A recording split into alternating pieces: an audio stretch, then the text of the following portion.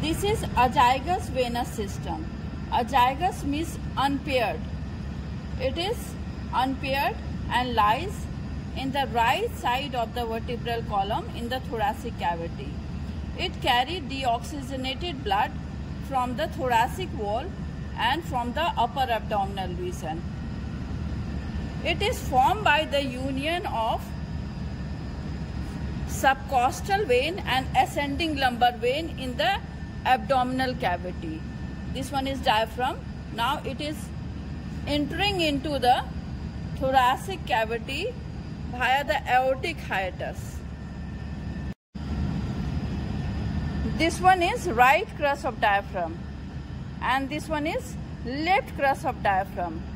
In between the right crus of diaphragm and left crus of diaphragm, there is aortic hiatus through which azygous vein enter into the thoracic cavity from the abdominal region by the union of subcostal vein and ascending lumbar vein along with the aorta and thoracic duct. It forms an arch at T4 level and opens into the superior vena cava. It receives many tributaries. They are posterior intercostal vein. These are posterior intercostal vein. This one is first posterior intercostal. This one is second, which opens into the arch of azygous vein. It may open into the right brachiocephalic vein. This one is third posterior intercostal and this one is fourth posterior intercostal vein, which altogether unite to form superior intercostal vein and opens into the azygous vein.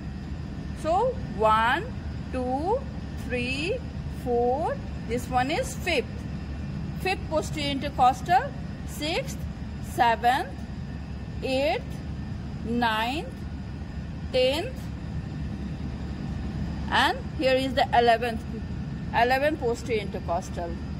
Okay, so mainly 5 to 11 posterior intercostal opens into the azygous venous system, and this one is superior intercostal, which is formed by the union of third and fourth posterior intercostal, and this one is first and second, but it sometimes opens into the right brachiocephalic. Here it opens into the arch of azygous vein, which is an arch-like curve of azygous vein before it opens into the superior vena cava at T4 level. Okay, now here we can see another tributary. These are the two communication through which it receives. This one is accessory hemiazygous vein, and below there is hemiazygous vein. Hemiazygous from the inferior aspect and accessory hemiazygous from the superior aspect opens via this communication at T8 vertebra, T8 level. It is somewhat above and this is somewhat below the T8 level.